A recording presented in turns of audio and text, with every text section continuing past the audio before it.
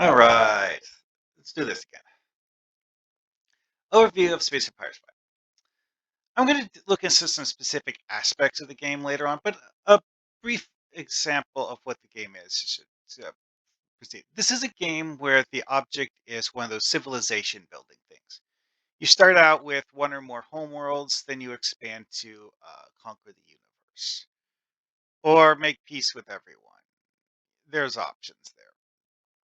At any rate, the game series went from something incredibly simplistic to something that in Space Empires 5 has very deep and nuanced gameplay. And, well, along the way, several things got added in that the developer either just left behind or just never finished in the first place. And I'm going to look at some of those in the game in this video and try to examine what made them well, worthy of, even considering inclusion. And, of course, try to figure out what the heck he was actually doing with them because we don't know, at least not fully. So, version 1 was 1993, and Space Empires 5, the most recent one, was 2006, which, yeah, it's some of them are over 20 years old at this point. Um, As a retro game series, this is actually an interesting case because of the fact that Aaron sold it to a development company when he left the series instead of just simply abandoning it and said development company is actually still selling it. So if you want it, it's actually relatively easy to get on the strategy first website, gog.com, which is a really, really cheap deal, honestly, if it's on sale anyways. I'm not sure if it still is. Or on Steam, which they have the Steam price isn't as amazing as the GOG one, but hey, it's there. Anyways, so the basic gist of this though is that there's several specific things that were put into specifically Space Empires 5, because like I mentioned before, each iteration of the game, he made the game more complex.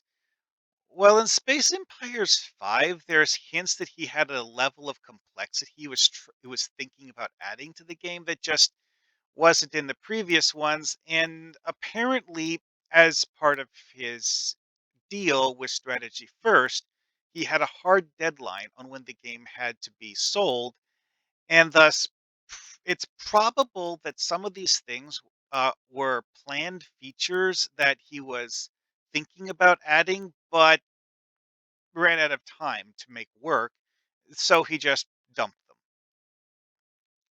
Well, let's take a look here.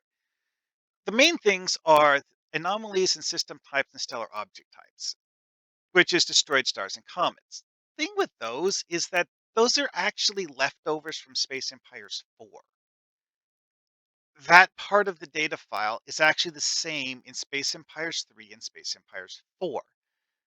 We can't look inside the data files from older versions because of the fact that prior to Space Empires 4, all of the game data for the way it generates systems is completely compiled to the point where even if you decompile it, all you have is random variable names that don't really mean anything.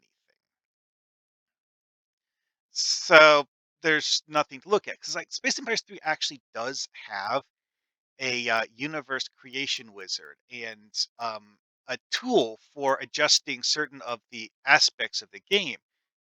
But this tool doesn't let you change the systems. Those are left outside the purview of the officially created modding tool for Space Empires 3, which means we can't really look into Space Empires 3 in the same level of detail as 4 and 5. Settings.txt. This is new to 5 because 5 adds a system that determines what you can see, and these anomalies are all things that you would presumably need to have ship sensors to detect in a system. The thing is, that's as far as it goes. They're just listed as things in settings.txt as objects that you might be able to see on sensors, and there's nothing else about them in the game. Now, one thing that's noteworthy here is that the settings.txt thing, because it's new to Space Empires 5, and this part here is a leftover from Space Empires 4. No, seriously, the header is phrased exactly the same way. Um, it's possible that uh, if he had updated this header, he might have added these into the header for system types, or some of them, anyways, because monsters don't really make sense as a system thing, unless, well, we don't really know. We'll get back to that later. Anyway, let's move on to destroyed stars. You can actually find those in Space Empires 4 as an actual system object. Actually, 2 and 3 also have something that's kind of sort of a destroyed star. Comets, well, here we have an example of what is referred to in Space Empires 4 as a comet system. Yes, I know. The description of this system says it's a gas giant core. Don't understand that personally, but that's what it says. Then there's a cosmic plant thing in Space Empires 4. Illusions, debris, and derelicts. Yeah, we don't really have much of any idea what the heck those are supposed to be at all. Well, get back to those later. So let's look at what we had in Space Empires 4. And so it's like, look at the development history and see how things had been added to the game. Conceptually, each of these locations on this grid is a solar system or an area of blank space. Like this here is actually what the game refers to as a twin star system. Note how it is completely unusable for any gameplay purpose. It's just there to decorate the map. Same with this red giant system, just there for decoration, which is possibly the reason why Aaron left them out of Space Empires 2, because neither of those are things you can actually do anything with in Space Empires 2. Here we have what is a nebula object on the map. Those you actually do have in Space Empires 2. And this is just a planet. All of the planets in Space Empires 4 have the same picture, despite having drastically different values. Also noteworthy here is that the race icons in Space Empires 1 and Space Empires 2 are nearly the same. And I mentioned this in the other video I did on this, but Aaron was a big sci-fi guy. He loved science fiction. He didn't necessarily understand how it related to real world astronomy. So some of the things he did are basically just, I saw this as in a sci-fi movie once, so I threw it into the game. Do I understand why it exists in a sci-fi movie? Nope. Or at least that's my impression of it. I'm not really sure exactly.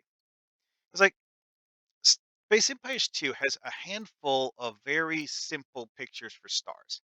Then it has this called a collapsing star that's always in a system that has nothing but asteroid belts, no actual planets. The implication, of course, being that this star has had a catastrophic event and um, it is in the process of turning into a dead shell of a star. Like, a supernova remnant or something like that, I guess. Um, Now, while all asteroids in this one are colonizable objects, they're the worst colonizable objects in the game because of the fact that they have a terrible max population of 500, while everything else goes up to 3,000. Why? What? Aaron didn't explain that. There's nothing in the game to explain that, other than the whole idea that it's well, okay. This is actually similar to the way domed planets work in later editions where your race is unable to breathe the atmosphere. Therefore, they can't go outside except in spacesuits on the planet that they're living on. So everyone lives indoors in hermetically sealed buildings.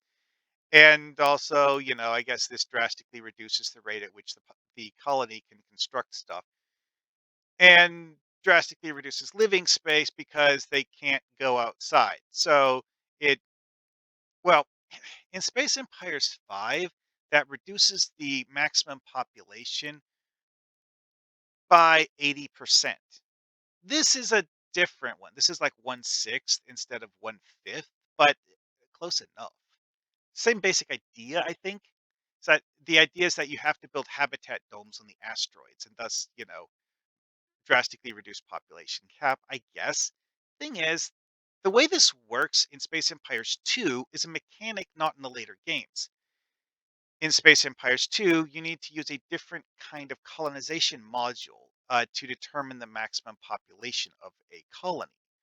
The first one is practically worthless because of the fact that it seeds one population unit and is capped at, I think, 250, something like that. 500 is the second colonization module type, whereas a full colony has a cap of 3,000.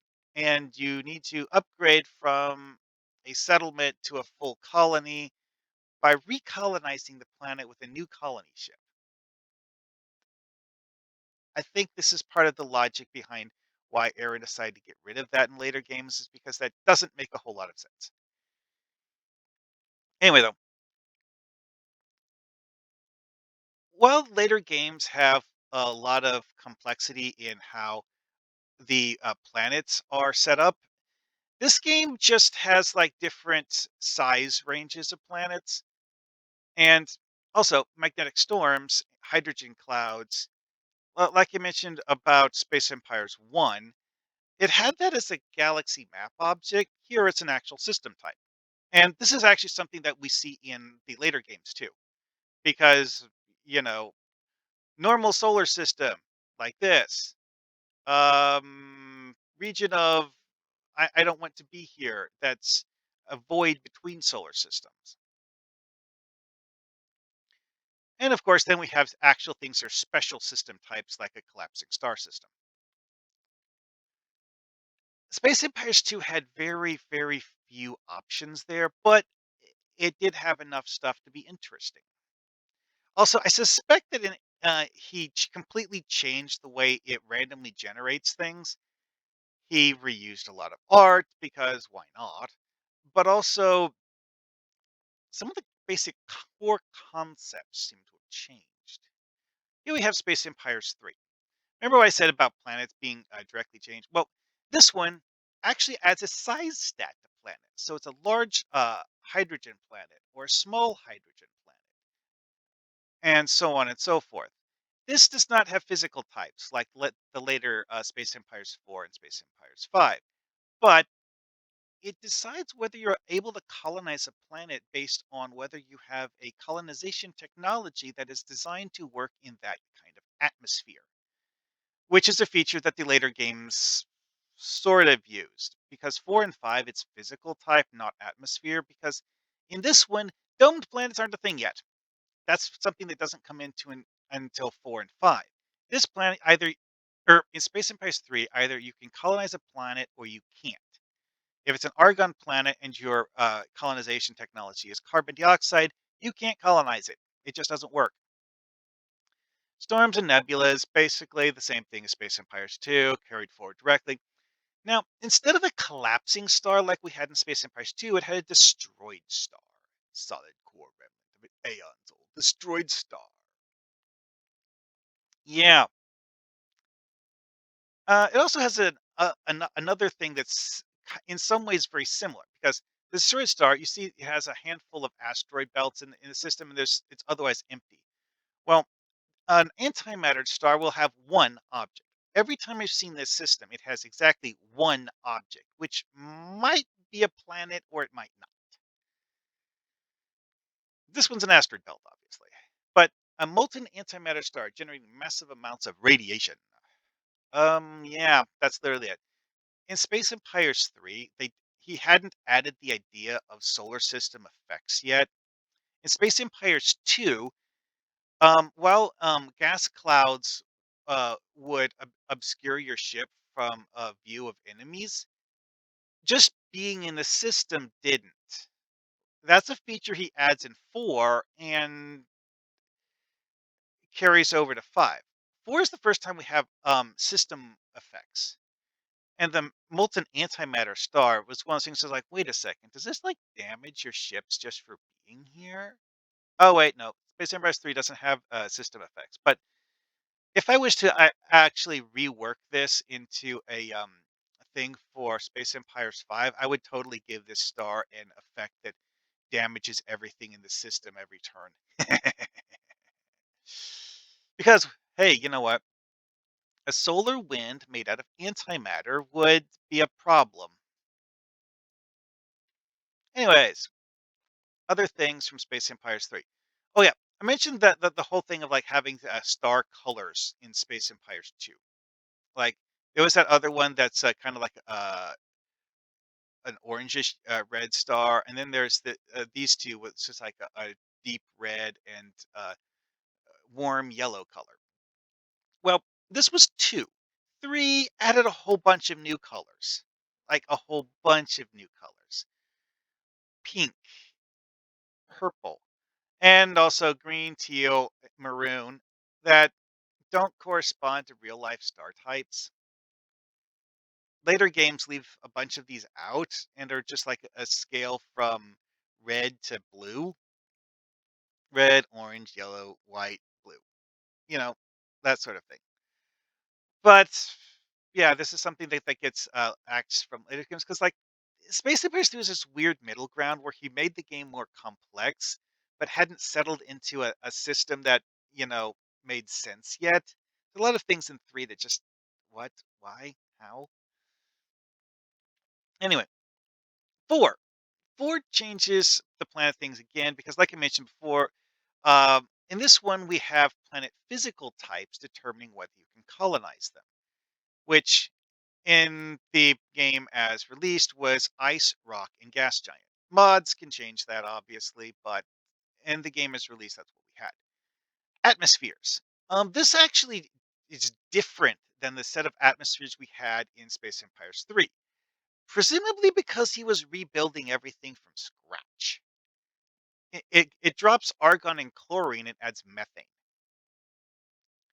And of course, all stellar objects now have sizes. See, in Space Empires 2 and Space Empires 1, he didn't have a size stat for anything. In Space Empires 2, what made planets different from each other was the category of planet: planetoid, terrestroid, superterrestroid. That dis- description was the entire basis of what made planets different from each other. They didn't have stats. Now they have stats. And in Space Empires 4, the size of a planet is what determines the maximum population. Okay, that was also true in 3, but yeah, it's not the colony type that determines the maximum population, it's the size stat. So, and also we have sphere worlds and ring worlds that players can construct that are even bigger. Um, I mentioned the whole way that atmospheres and domed logic works.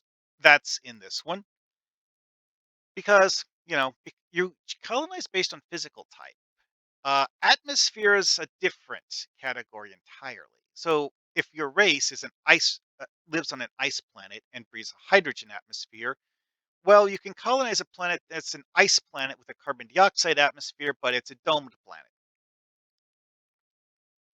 Anyway, though, another thing that was added in Space Empires 4 is a bunch of decorative system types, where it's mostly an empty box and that you fly through while on your way to something more interesting.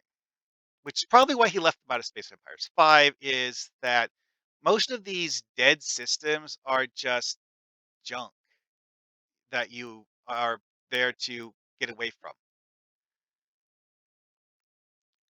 Destroyed star, a burnt out star, comet, core fragment, green giant, plant, space rupture, and star forming are all some form of system in Space Empires 4. Thing is, of these, destroyed star is the only one that has actual stellar objects. As you can see here, organic infestation and spatial rupture are just there. I showed the comet one earlier. That one's just, again, it's just there. The asteroid star here on the left, this is different. Well, actually, no, this is the asteroid belt system. Sorry. There is an actual destroyed star one, which is very similar to the asteroid belt, except the way they're placed is differently. Because like the placement pattern used with the destroyed star system is random, much the same way it generates planets in a normal solar system. In the asteroid belt around a star system, which is a normal star, it's a ring.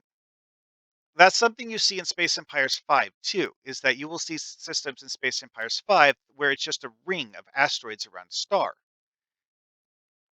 And star forming is one of those where you're like, okay, why does this have nothing in it other than a picture? Mm, it just does. Now, the third star is interesting object here because, like, unlike the previous ones that have a special picture, this one is actually just the same picture of a red dwarf reused. But that's the only picture it's allowed to use. Unlike a regular star, it is only the red dwarf picture. Oh, and then you have this long dead star thing. It's like conceptually, this is the same thing as the destroyed star object we saw in Space Empires 3, except that it's not a physical object. Why not? Why did he make a copy of it like this? I don't know. Something that I found to be very strange. And I suspect that his reason for leaving these out of Space Empires 5 is that these weird system types like this are just filler because you can't do anything with them. They're just there. And, like I said before, the cosmetic systems were new things, but new things that weren't very interesting. So he left them out of Space Empires 5. Again, I think part of that, though, is that he had a time crunch in Space Empires 5. He was trying to get everything done by a deadline, and he couldn't think of a way to make stuff like this interesting, so he left it out. Note how the coding or the game data files list this as the variety of valid colors for stars. The story stars were assigned red, but like the actual game data files only used these for stars that are actually programmed in the game. It didn't use the other colors. Now, the Nebula version in Space Empires 4 is also weird because it's just an empty box system. But like I mentioned before, it's like it has an effect that covers the solar system. It's just that said effect is that it obscures enemy ships and that you can't see them. Thing is, Space Empires 5 makes this much more interesting. Nebulas in Space Empires 5 have sight levels associated with them. Because one of the things that he revamped most in Space Empires 5 is the sight system. It's like in all of the games from 2 through 4, having a ship enter a system means you gain sight of everything in the system and that you can monitor everything that's not cloaked in that system as long as you have a ship in that system, which would often get used by people who wanted to sneak around by just dumping a empty hull hidden inside a s- gas cloud so that they could monitor the system without actually having any real ships there. But that was because of the fact that in games prior to, well, like Space Empires 2 didn't have the idea of units. It had fighter craft, but only as a special ship system. Space Empires 5 has fighter craft as a kind of thing you build and give orders to fly around the galaxy, or leave them docked on board your ship so that they can be used by the ship in combat. Like I said, he added a lot of complexity to 5. The sight system, however, is one of the biggest, most complicated things in 5.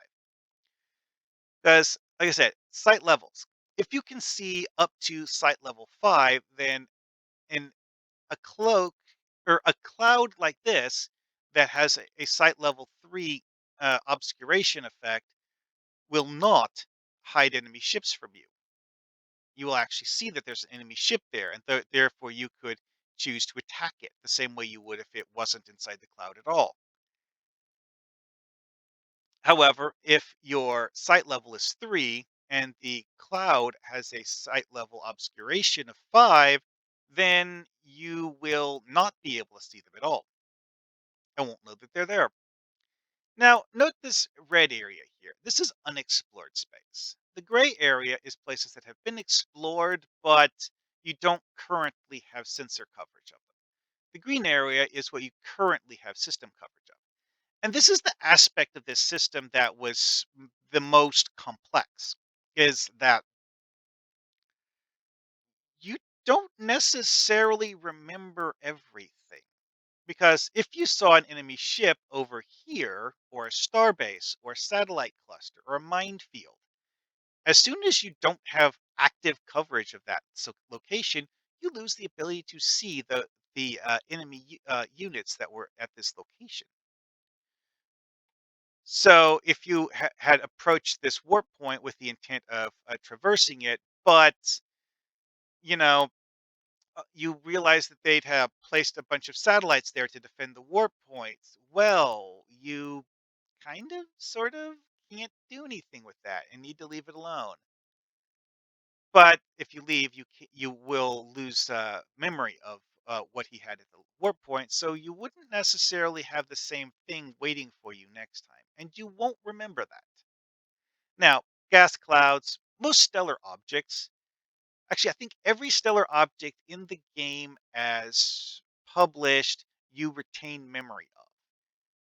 So if it was destroyed or changed, that might actually change the way the game looks, but you'll have to like refresh that by going back to that solar system. This, I suspect, has something to do with the illusion thing, because I think illusions were something that would play with this, where it's like you see something on the map that's not actually what it really is. That's my best guess as to what illusions are, but, well, I mean, it's just a guess. Hmm. Anyway, though, let's move on. Here's another thing that was a weird thing that he tinkered with is that warp points, as they were established in Space Empires 2, are really paired objects. Like you look at the map here, it's like you have this system here and this system here. You have a warp point here that connects to here, but you also have one in here that connects back to here, which forms the front end and back end of a path to travel through space. Well, in Space Empires 5, one of the interesting things is that he had the option to make warp points one way so that it spawns in this system but does not spawn in this system. Hmm. Fun stuff. Sizes were another thing that got weird and kind of sort of dumped as a feature because the AI doesn't know what to do with these. The AI really has no idea what to do with sizes, so I think Aaron functionally disabled the system. Uh Again, it's one of those things where you can see the idea that he was going for. It's like having a warp point that you can only send size 500 ships through. Hey, you know what? That actually makes a whole lot of sense as a gameplay mechanic to give players limitations on how to explore the galaxy. Problem is that if that was this warp point, that means that you don't really have a whole lot of options for exploring the galaxy. Like if your only warp point between uh, these 2 points is a tiny one, you're functionally unable to actually go anywhere, which is a problem. And let's see. Now for destroyed stars. I was able to actually do modding to create destroyed stars so that actually work in Space Empires 5. This is a leftover data entry from Space Empires 4. Yeah. Oh, hey, it says it has a portrait. No, it doesn't. That doesn't exist. I had to recreate that. Note, however, that the description, solid core remnant of an aeon's or destroyed star. That's the same phrase from Space Empires 3. Aaron put that here. Anyway, though, also note that the red box. Yeah, it doesn't have an X file class associated with it. X file classes are what Space Empires 3 or Space Empires 5, sorry, uses to draw objects as stellar objects. Like this gas cloud here has a stellar has an X file associated with it. Like here you see X file class name warp point 003.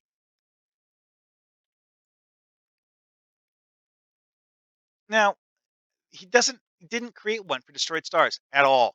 No, seriously, I checked. There's nothing in the game data as released that actually uses it. Note how these stats for the star size, star age, star color, and star luminosity don't really make a whole lot of sense. Yeah, I don't understand those either because of the fact that um it's an aeons old destroyed star. One would think that the luminosity would be really, really dim. And the color, okay, red actually kind of makes sense as a color. Age average, that would be old, wouldn't it? I don't know. Anyways, I think he was just leaving this because it was kind of sort of garbage data to him because he never did anything with them. In four, there's only one destroyed star object you can ever have it as a gameplay thing, and you could have several of them on the map, but there's only the one kind of destroyed star. They all look exactly the same. Note the hex size. That's a thing in Space Empires 5 that's not in the previous ones, is that stellar objects can take up more than one hex. In Space Empires 5, you can have red giant stars that are not just one hex, they're like four or five in diameter. Yeah, I didn't make any piece of that.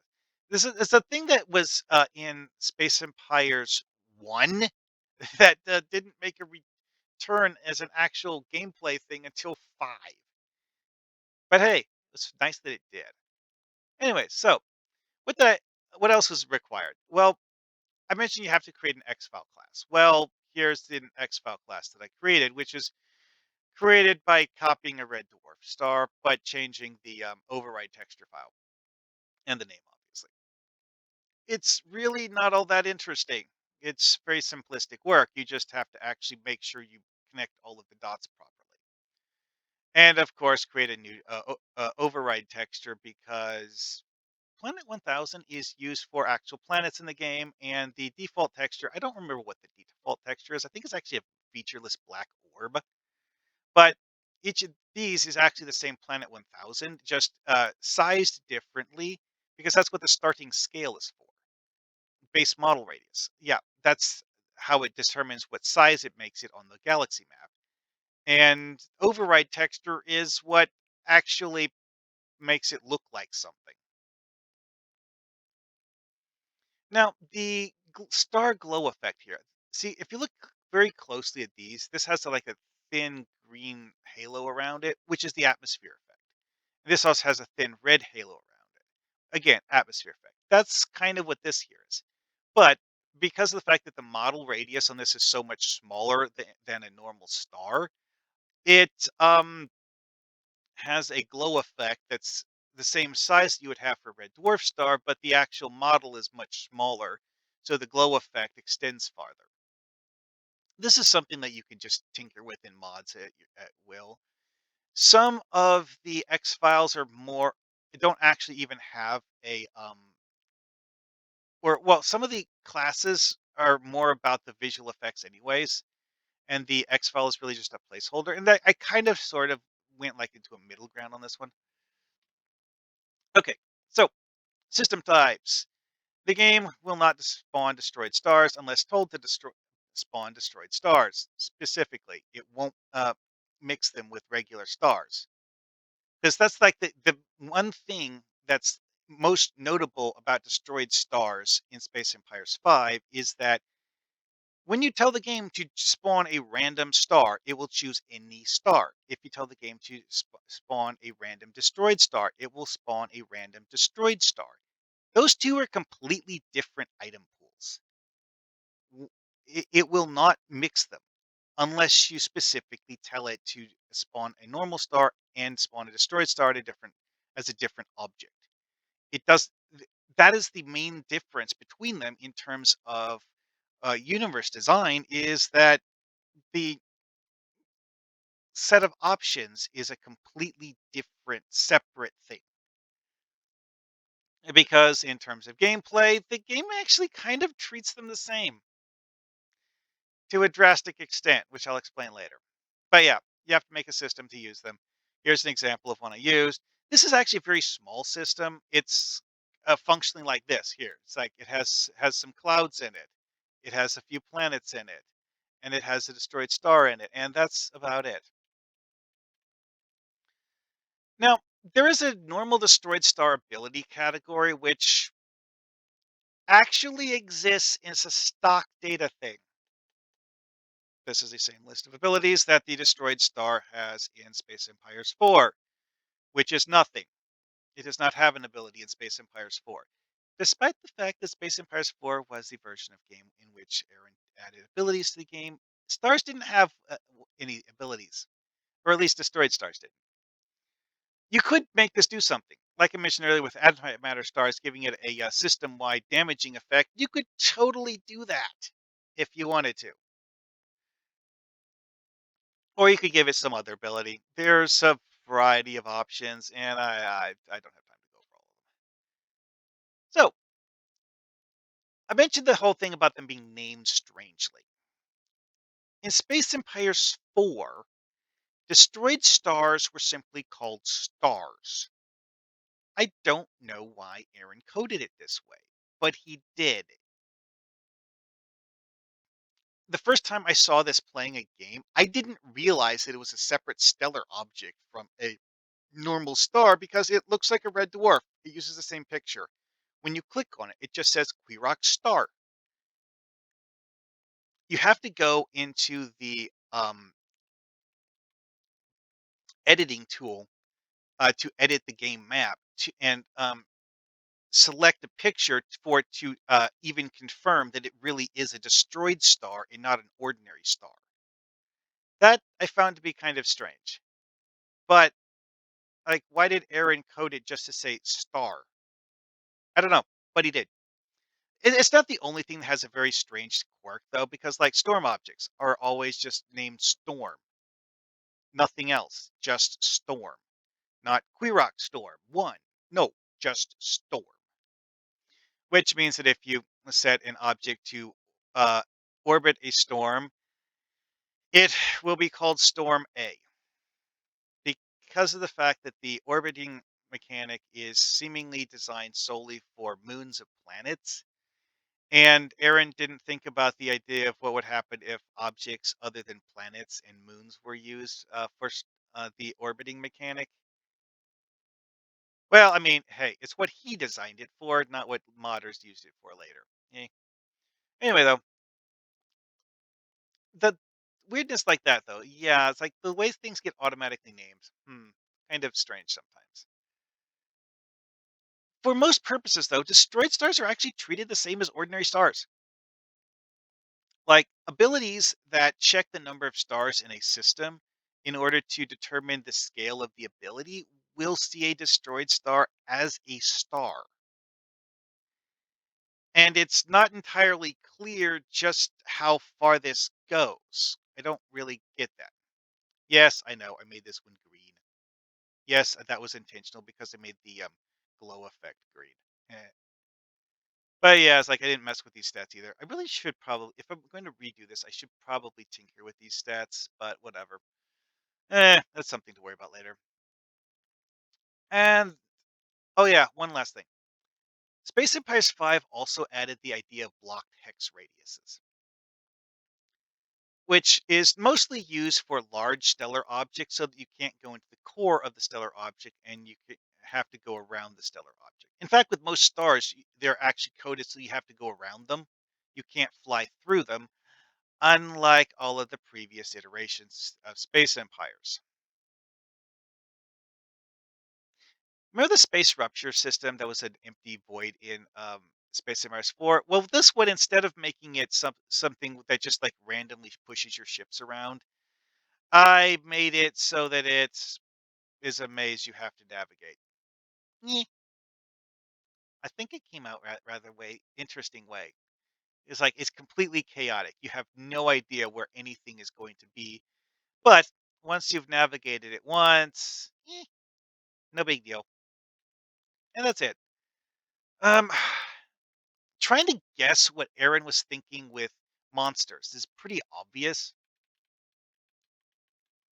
Let's go back here. Space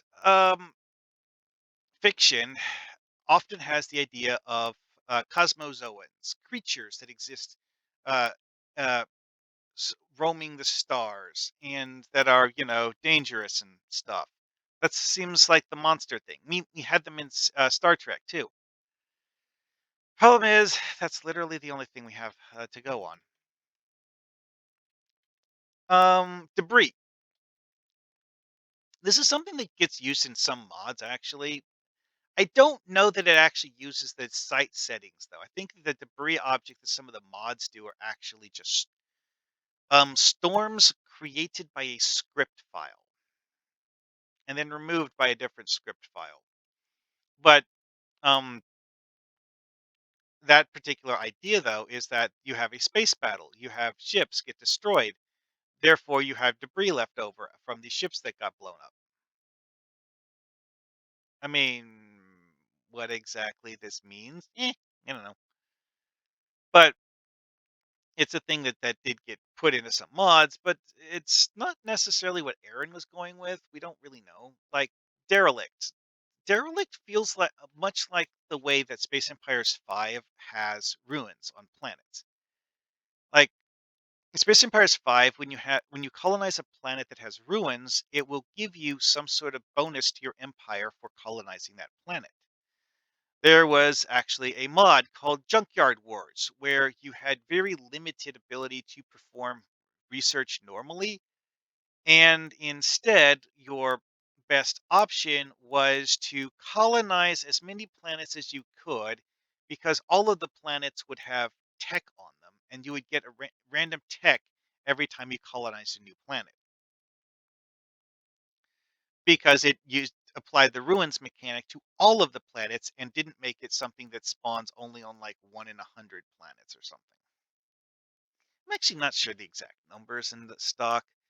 It's like you can have an ability because like it's actually a part of the regular normal planet ability is that it has a bunch of random rolls for a whole bunch of things that have like 0.1% chance individually, but it rolls every single one of them every time it spawns a planet. One of them is one tech level, one of them is two tech levels, one of them is three tech levels, and then there's unique discoveries which give you specific things. But derelicts might have been intended to play into that, like ruins of a spaceship drifting through space that you can, do something with and maybe get a technology from them. Obviously, you're not going to get a flyable spaceship. Well, or maybe you will. You know what? That's actually another thing to consider is that there are actually some computer games that will actually just give you spaceships because you found them somewhere. It is absolutely a thing that you will find in some games. So maybe that is actually something that Aaron was thinking about. I don't know. Um, Monsters and Illusions, though, yeah, that's pretty. I don't know either. To because again, this is whole thing is about speculation and trying to understand the thought processes of a game developer that I've talked to only very briefly in an email once 15 years ago and have never had a direct conversation with about this topic. The only conversation I remember him having was telling me that he thought that Space Empires 1 wasn't worthy of being a marketable computer game, and thus why the reason it had such a limited release is that players of Space Empires 2 were curious why it was called 2 and not just Space Empires. That's the only reason he actually released Space Empires 1, apparently. Which, you know, it's also the reason why it's not buyable separately. is that you have to buy it as part of one of the bundle deals. Anyway, so that is about as far as I think can go with this. There's not a huge amount of information to work with here. A whole lot of looking at someone's footprints, trying to figure out what they were doing while walking around. And it's interesting to ponder, but we don't really know anything. We can make guesses, but because like connecting derelicts to the ruins mechanic on planets is literally the only thing I can think of that Aaron was probably going to do with them in terms of what we have in the game as published. Things we don't have in the game as published, though, hard to say. Really is. Because, like with comets, is that physically comets are smaller than any of the physical objects that we actually see in Space Empires. Like in Space Empires 5, the smallest objects would be something like Earth's moon. That's like on the tiny end of the spectrum of space objects.